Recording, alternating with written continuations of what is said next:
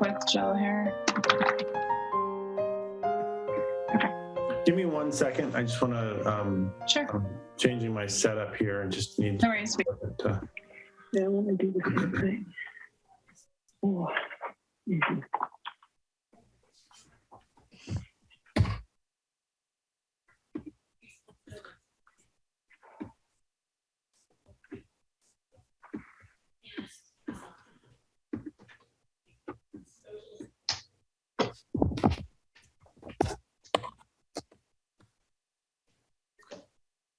Okay, let's get this party started. Okay.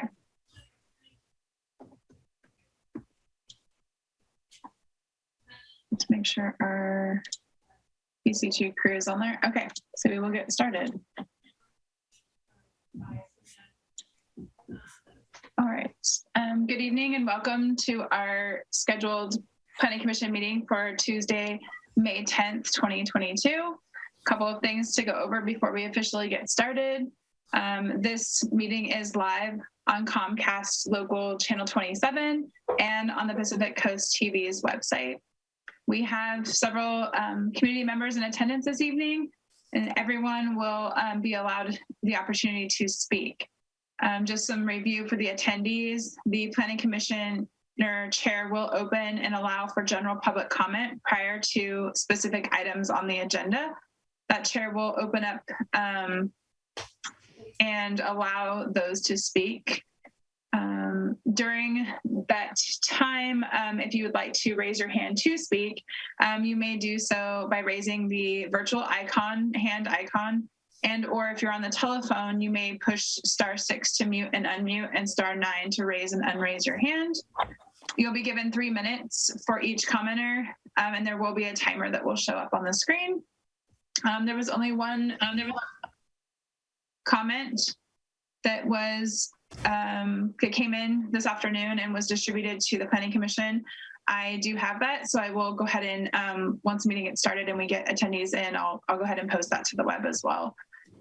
Thank you for your patience still during our remote meetings, and I will now hand it over to Chair Hernandez. Actually, before I officially do that, just wanted to make a note that we do have 4 commissioners this evening. Commissioner Ruddick is on. He just has his camera off this evening due to a medical procedure that was just recently done. So he will be here and talking, and he will raise his virtual hand to speak, and I'll keep an extra eye out to help the chair recognize him. So with no further ado, I'll hand over the chair to Chair Hernandez, Acting Chair Hernandez. Please rise for the Pledge of Allegiance. I pledge allegiance to the flag of the United States of America and to the republic for which it stands, one nation, under God, indivisible, with liberty and justice for all. Can I please get a roll call? Yes. Commissioner Ruddick? I am here. Commissioner Gossett? Here. Commissioner Benjamin? Here. Acting Chair Hernandez? I am present. And Chair Gorn, as we know, is absent this evening. Excellent. So the next item we have on our agenda is the approval of the minutes from the 26th. April 26th meeting. Does anybody have any comments on that, on the minutes?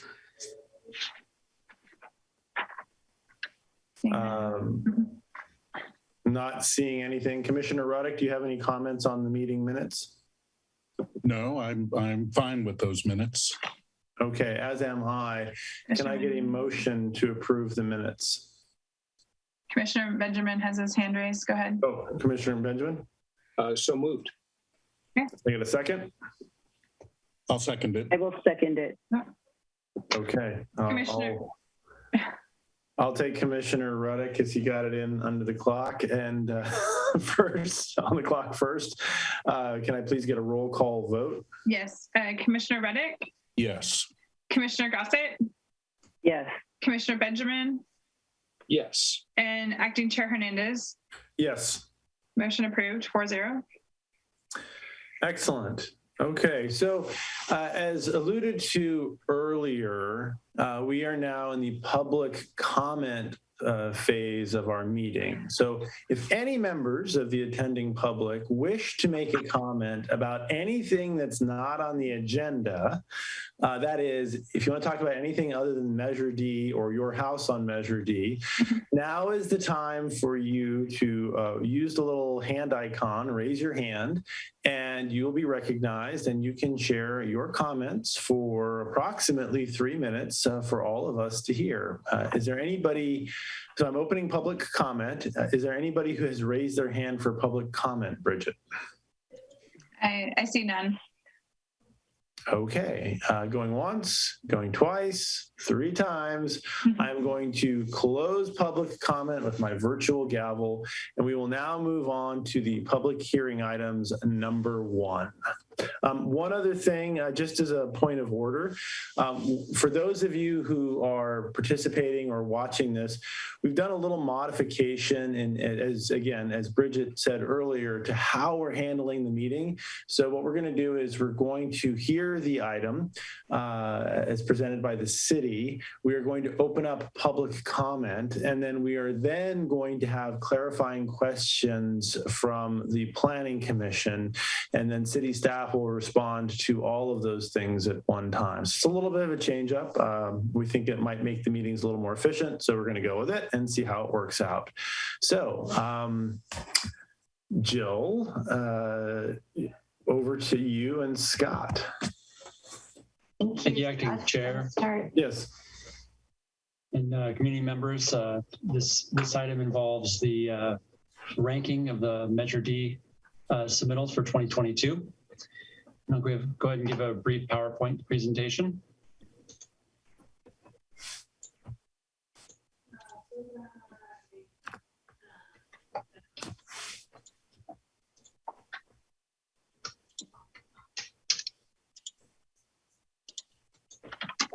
Okay, so here's just a little synopsis of the presentation. I'll give a little background on Measure D and the applications that we received, and go into the review process a little bit, and then Jill will jump in on the next steps.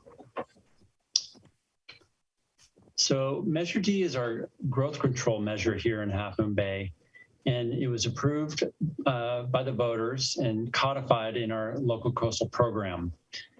And it limits the growth of the city to 1% of the population per year, with an additional 0.5% downtown.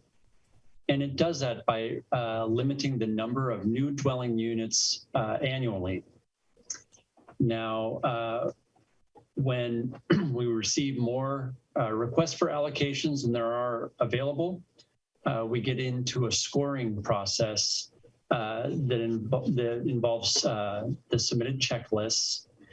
And the checklists are based on sustainability, mostly Build It Green checklist that was came about right around 2007 or 2008. And back then, it was not anticipated that we would see such a high demand in accessory dwelling units. So that's just one thing to point out.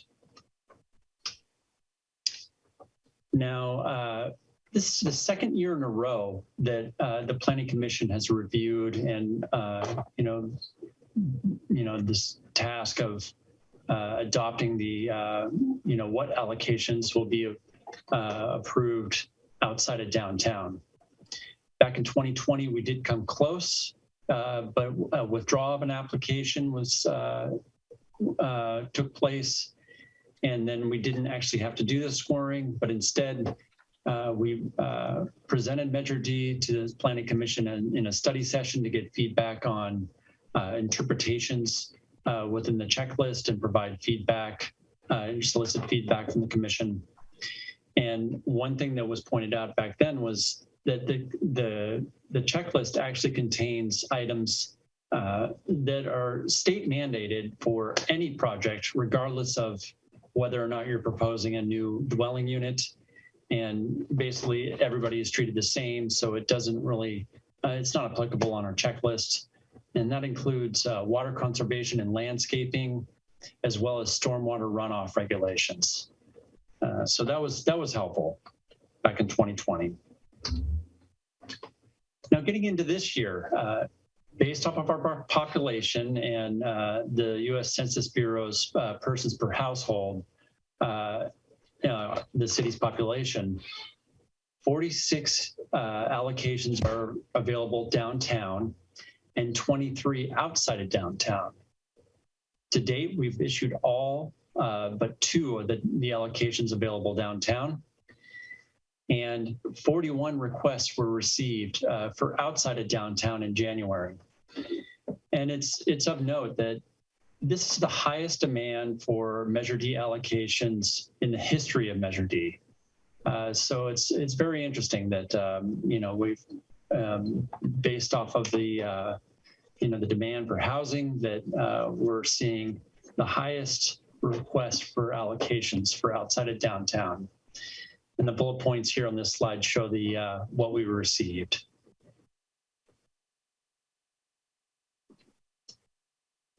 Now, as far as the scoring and the recommendations that came from the scoring, this slide shows the projects, sort of a synopsis of the projects that are recommended for approval for Measure D.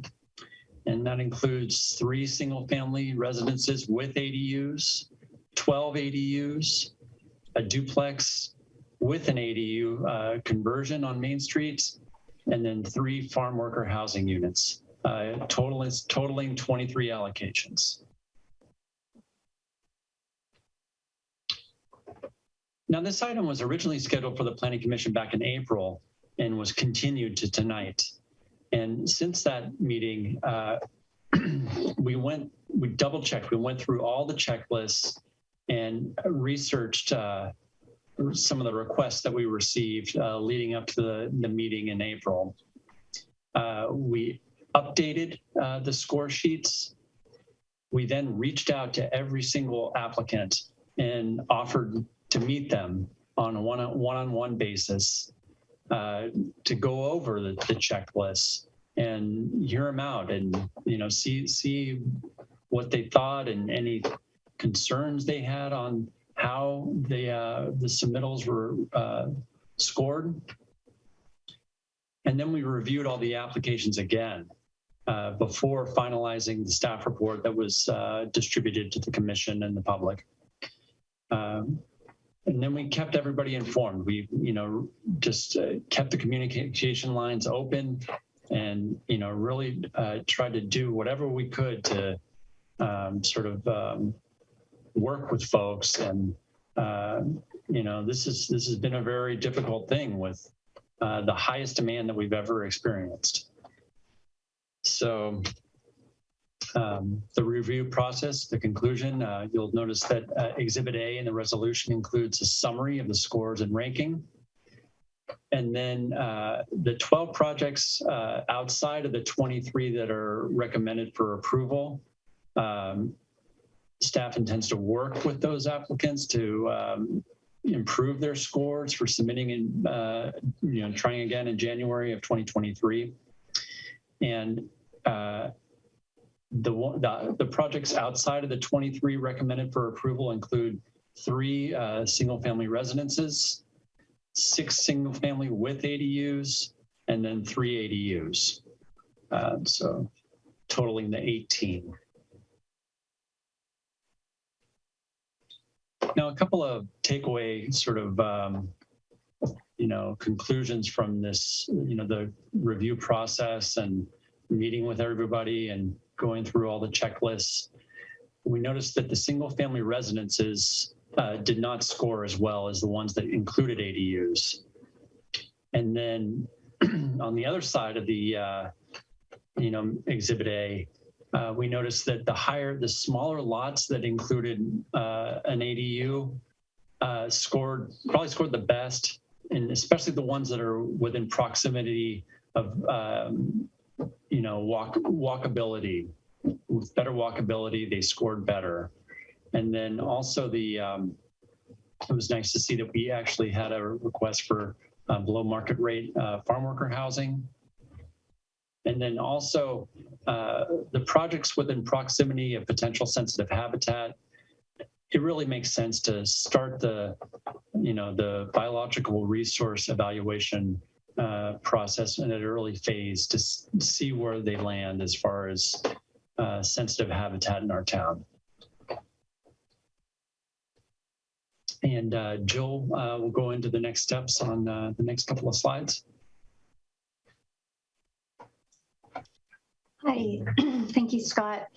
Next steps, there were a number of items that have come up, and we just want to make sure our public understands this part of the process. We also received some questions from commissioners.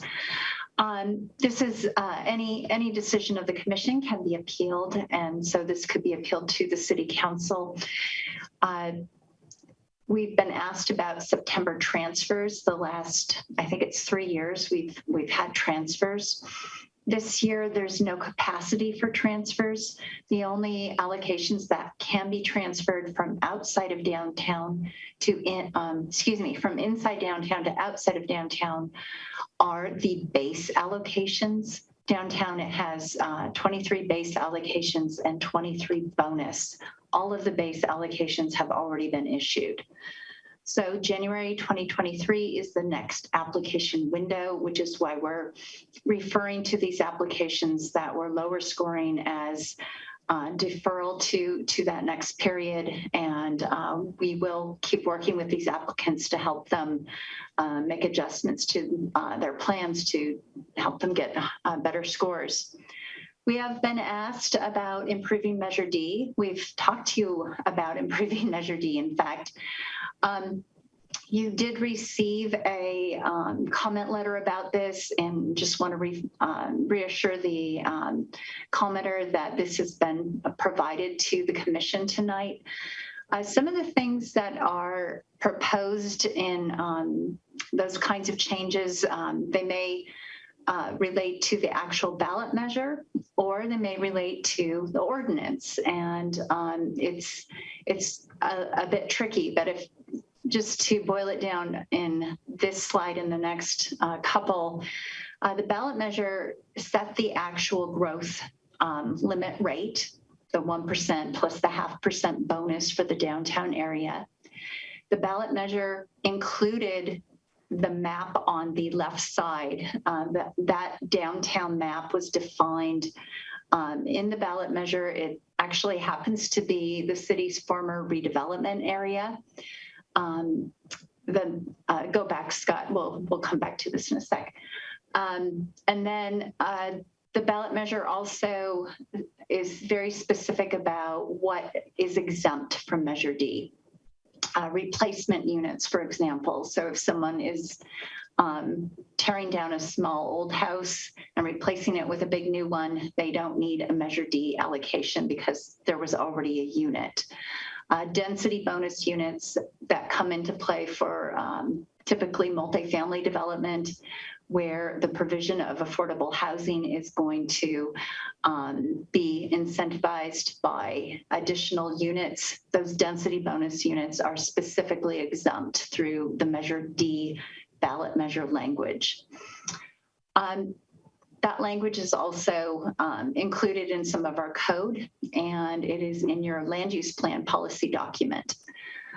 The ordinance, so the actual rating criteria, which is where those score sheets come right out of the code, there's some flex in what can be done with that as long as it doesn't conflict with the ballot measure language. And in fact, we discussed this with you back in November. There was that joint study session on housing with the City Council with this commission. Next slide, please.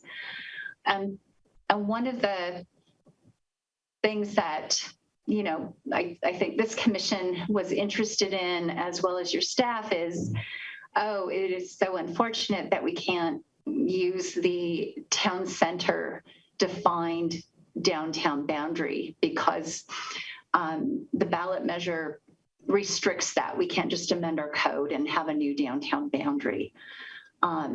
Next slide. However, we did do some workup on conceptualizing, updating the ranking system. We aren't prepared to go forward with this at this time. We just had our work plan approved by City Council at their last meeting, and we need to finish the housing element first. This kind of work, though, is something that we could pick up later when Council approves it as part of our work plan. Because we were asked about how to change it and what's involved with it, we'd just be real clear that at a minimum, it would require an amendment to the subdivision ordinance, which is where the Measure D criteria are held, and that would then be going through both the Planning Commission and City Council for an adoption, and then a submittal to the Coastal Commission. It would require certification by the Coastal Commission. And next slide. That's all I was going to cover. Thanks. Yeah, so we're recommending that the Planning Commission adopt the resolution ratifying the recommendations for Measure D for outside of downtown. And as Vice Chair Hernandez mentioned, let's see, we do have a meeting format that we're suggesting to follow that provide public comment before clarifying questions. And just as a reminder, we did receive one comment letter that was forwarded to the commission for you to consider. So.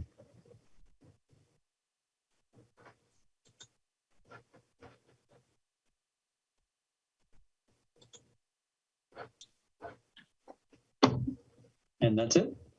You're on mute. You need to unmute. Okay, I'll try that again. I was about to open things up for public comment, but Commissioner Benjamin, I see that your hand is raised. Thank you. I actually have a true point of order that I wanted to bring up before we go into the public hearing. I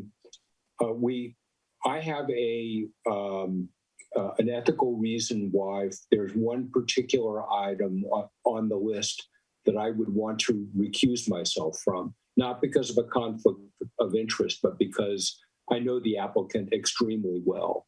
We're good friends. I gave them their dog. And it's not that there's anything wrong with my voting on it from a legal perspective, but just to avoid the potential appearance of a conflict of interest, I'd like to avoid participating in that. So if someone is going to speak to that particular item, Winter, maybe you can instruct me as to how to get out of the way and implement that avoidance of the appearance of a conflict. Thank you, Chair, for letting me raise my point of order.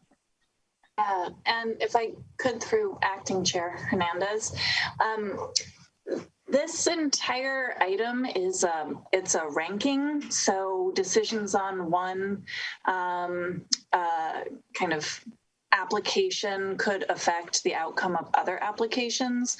So when I was considering potential conflicts of interest here, my recommendation would be to consider this as a package. If you feel you have a conflict related to one of the applicants' decisions on thinking about the ranking of other applications could also affect that one. So it is, of course, your choice whether to recuse here or not. It sounds like this isn't a financial conflict of interest, but we do owe all of our applicants adequate due process. So if you feel you can keep an open mind and make a fair decision on all of these, you can, of course, stay in and participate. And if you feel like it would be improper to do that, given your close relationship, I would just recommend that you consider this as a ranking of all, so one outcome could affect the others. Let me get my hand back up. I don't have to get my hand back up. So, Chair. Cutting out. We froze Jimmy out. In light of I want There you go. Can you hear me all right? I can now. Okay, sorry, it must be a bandwidth issue because my microphone is not muted. So in light of that advice, it sounds like the right thing for me to do, not from a Fair Political Practices Act standard, but from a avoid an appearance of a conflict ethics standard, would be for me to recuse myself from the entire item. Since we have a quorum here, it looks to me like it won't impact your ability to make a decision on this. So I think I've given enough information about this item and my reason for thinking it, that the public is clear on why I'm making this decision. If the deputy city attorney thinks I need to say more, I'll be glad to. But I think the right thing for me to do is to gently bow out at this time. Okay, so let it be noted that Commissioner Benjamin is recusing himself. Are you going to come back at the end of the meeting for the director's reports, or are you going to call it a night? Maybe I'll pick it up on the backside. I don't have anything to bring to the table, so I'll watch the tape. Through the chair, before I go, Winter, did I need to identify the particular parcel about which I have this concern? Is that going to be helpful, or do we have enough in the record? I think we have enough in the record. Okay. Well, thank you very much, colleagues. I know you'll make a great decision. Jimmy out. Adieu.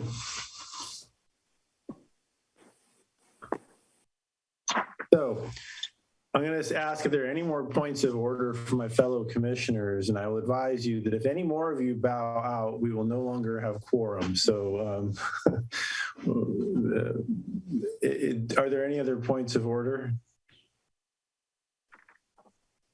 Okay, not hearing any. I will open up the hearing for public comment. Bridget, can you assist us and tell us if there's anybody in the queue who would like to speak? I can, and I currently am seeing no one. Oh, we have one. First up is Trish Holmes, and I have no one after her.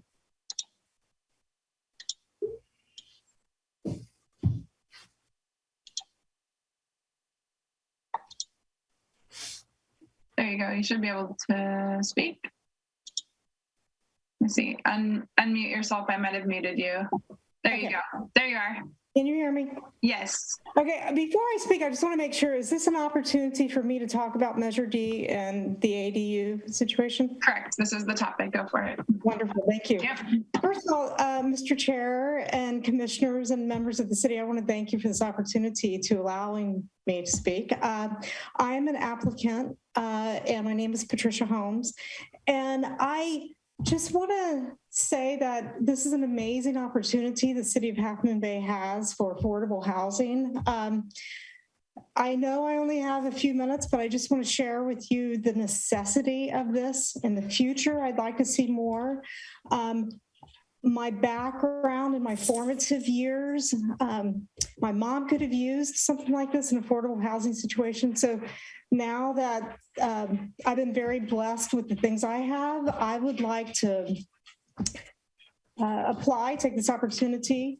But I don't think that without talking about the human aspect involved on how we can help and what we can do, without bringing that up, you know, we're missing the point. There's a big human aspect to this and helping somebody. At one point in my life, in my young life, somebody helped me and that made all the difference in the world. And I just want to say that if given the opportunity, that's exactly what I'm going to do. And I asked for that opportunity. I also want to commit to the fact that I'll be more than happy to follow up in the future and to share with you more about this. In other words, if you invite me back in the future to talk about affordable housing, I'll be more than happy to do that. But I just wanted to take the opportunity to thank you. I hope that in the future we have more, and I hope you consider me. That's all. Thank you.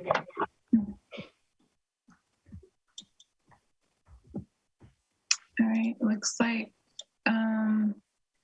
That's all we have. I have no others. Chair Hernandez. Okay, I'm going to. I'm sorry. We have one more that just raised their hand. And anybody else, before the next speaker speaks, if you would like to speak, you can go ahead and hit the little hand icon button, and then we'll put you in the queue to speak. So the next person I have it's just listed as admin, so they can introduce themselves and they come on.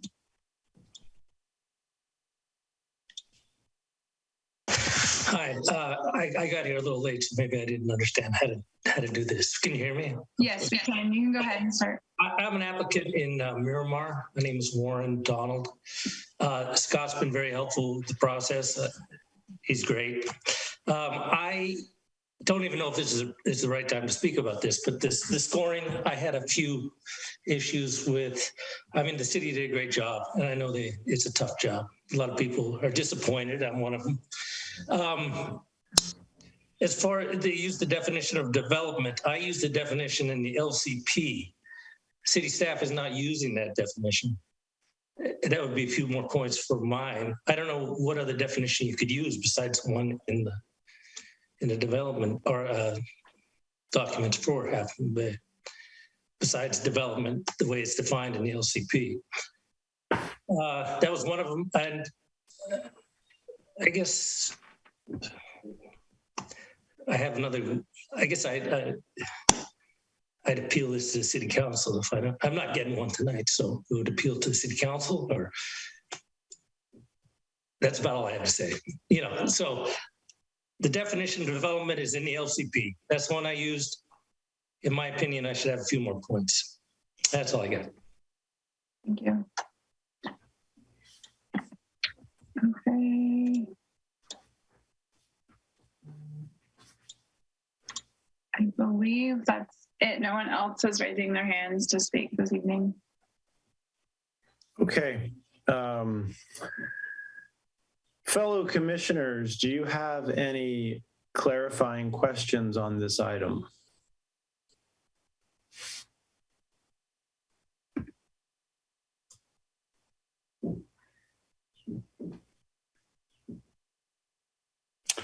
I think, yeah, Commissioner Reddick, go ahead. Chair Hernandez, I just wanted to say I have no clarifying questions and ready to move to deliberation whenever you see fit. Okay. And Commissioner Gossett, I don't see any questions from you as well, clarifying questions. Okay, let's go ahead and move to deliberation then. Commissioner Reddick, would you like to open any deliberations? Yes, thank you for that. I apologize for the inconvenience of me being audio only tonight. I've got a big embarrassing bandage on my nose, which I'm sparing you having to look at for this meetings, but thank you for your patience. I'm struck by the hard work that staff again this year has done on the Measure D process. And it's been clear for a long time now that the scoring system, which was mandated by the voters and is now encoded in our municipal code, is sadly out of date in a lot of ways. And this makes it a laborious thing for staff and no doubt a confusing thing for applicants in many cases. But I think that staff again has done a really good job of sorting through this and communicating very carefully with applicants and everyone involved. And I have no nits to pick with the details of the scoring system. I did want to comment on one thing in the staff report with this semantical question of whether open space can be defined as fully developed because it is going to always be open space. I side with staff on the interpretation of that. I think clearly the code is designed to preserve open space and the scoring approach in Measure D, which rewards infill as opposed to neighboring spaces on open spaces, exactly what the voters intended back when Measure D was passed. And one other comment in praise of this idea in the staff report of developing a map and list of neighborhood services to help applicants understand that in future years, also to me seems very constructive. Applaud the approach on that. And that's all the comment I have for now. Commissioner Gossett. Yes, I wanted to also thank staff for a really good report. It was very clear, and they gave us very good links to go back to see what was done in the last 2 years, and I really appreciated that since I'm a new commissioner to Measure D. So, and I also viewed the videos of those meetings, and the discussion was very rich and thoughtful, and I learned a lot from city staff and the commissioners themselves in their deliberations in the past 2 rounds. And I had the same exact notes that Commissioner Ruddock had listed about the open space use is to be considered essentially developed. And I put a little note by that I wasn't sure I agreed with that because open space is open space. And I really, my question was, hey, can the attorney weigh in on that? Because that's something that I would love to hear the attorney talk about. And then I just, again, and there were some other interesting items about, for me, concerns about the gray water systems and how they would rank in relationship to water quality. I just thought that was interesting discussion that the staff put in their report. So basically, that's it. Thank you very much. Great. Before I provide my thoughts, Winter, I also would be curious if you feel comfortable helping us and the public understand development versus development. I think there's intention in the language when this was constructed, and then there may be some opportunities for improvement, for clarification down the road. But could you weigh in on this particular item that was brought up by Commissioners Gossett and Ruddock and one of the public speakers? Yeah, I'm happy to weigh in. And I think Jill might have some more to add as well in terms of staff's interpretation. Basically, the law here is that this is an interpretation of the city's code, and the city has discretion within reason to interpret its code. And I think here staff has provided in the staff report a very reasonable explanation of why they took the interpretation that they did. And maybe Jill would like to explain it a little bit more. But again, this is an area where the city has, pretty significant discretion to interpret its own and apply its own codes, as long as there's a reasonable basis for it. Thank you. Thanks, Winter. I wanted to also just acknowledge that 2 years ago, when we brought the scoring interpretations to this commission, this was one of the questions where we had interpretation language, and we've been following it very consistently. We could, so we were defining this as having an existing building structure on the site, most typically a house in a residential area. But I do want to reassure everybody, we went back through and considered what would happen if we had added a point for each side of a parcel that abutted a site that had maybe a permit already issued or something else going on, but it hadn't been developed yet.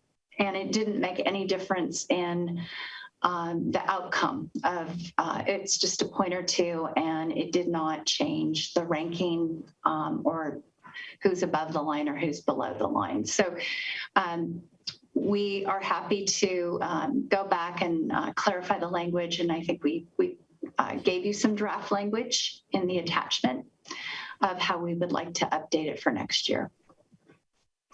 And to be clear, we're not getting into that today. That's just for us to review.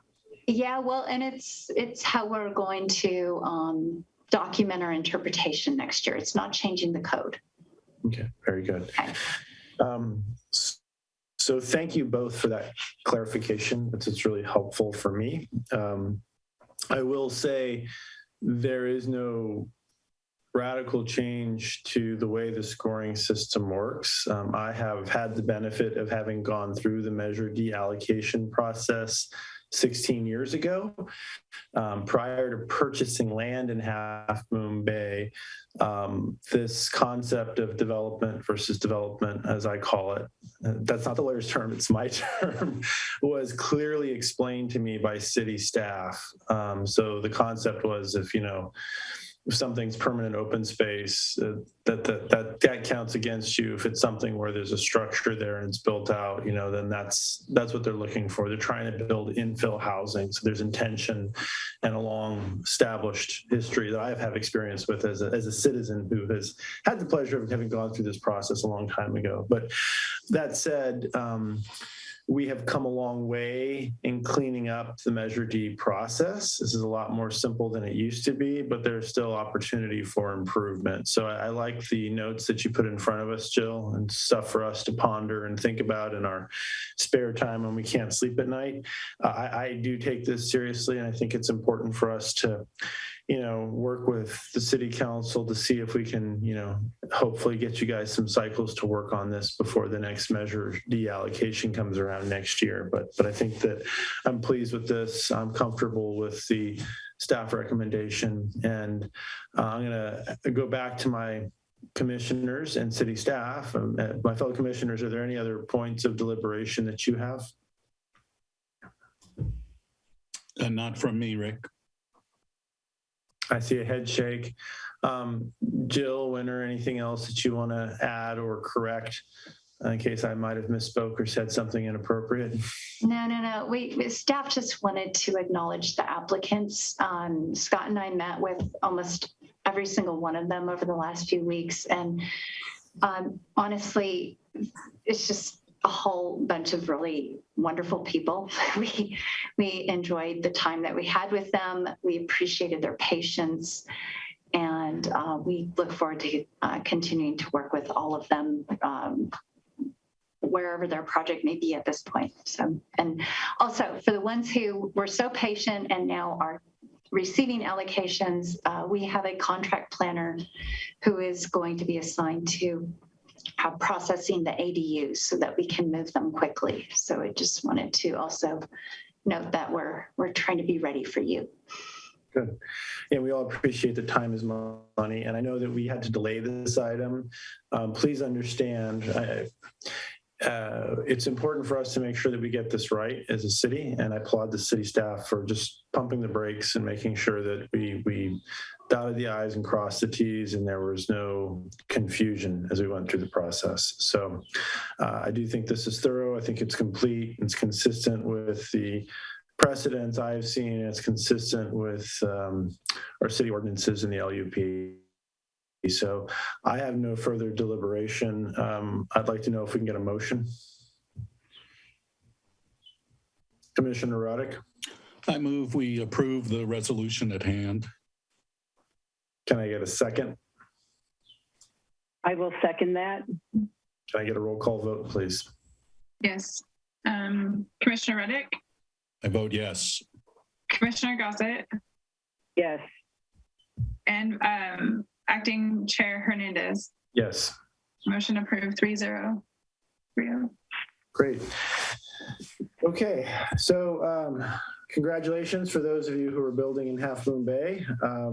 Your allocation has been approved. This is not an entitlement. Please work with your city staff to make sure that your project goes through the appropriate process, and you've got your coastal development permit before you start building your house.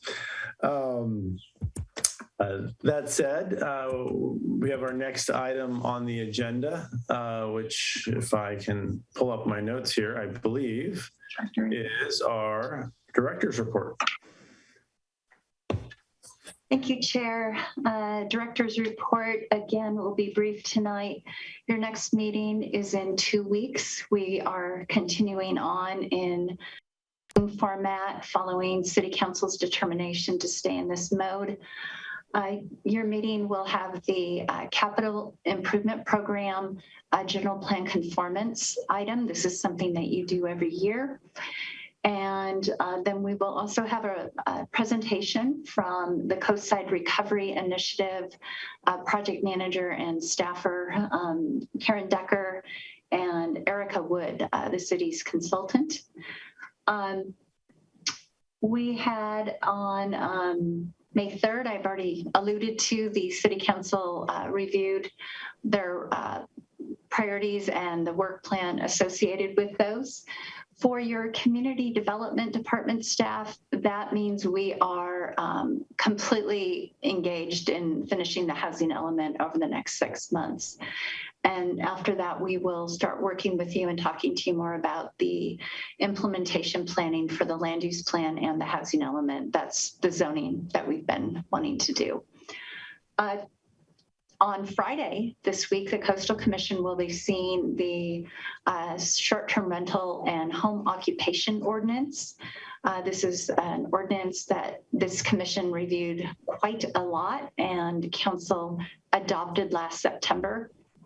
So we're looking forward to moving that forward. You should have on your calendar the ethics training that will include City Council, the Planning Commission, and the Parks and Rec commissioners were also invited. It is set for Thursday, June 2nd from 6 to 8 p.m.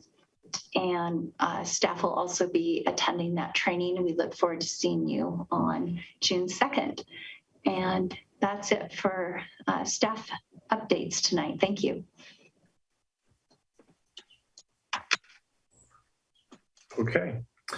Are there any other planning commissioner communications? Anything you would like to share with your fellow commissioners and the public? Okay. Not seeing any and not having any myself, I am going to ask for a motion to adjourn. I will move that we adjourn this meeting on May 10th at, oh gosh, oh wow, 7:50. I second it. It's not quite a record, but it's close. Can I get a roll call vote? Commissioner Reddick, Yes. Commissioner Gossett, Yes. and Acting Chair Hernandez. Aye. Motion approved. You may adjourn the meeting. Thank you. Okay. Take care, everybody. Bye. Thank you all.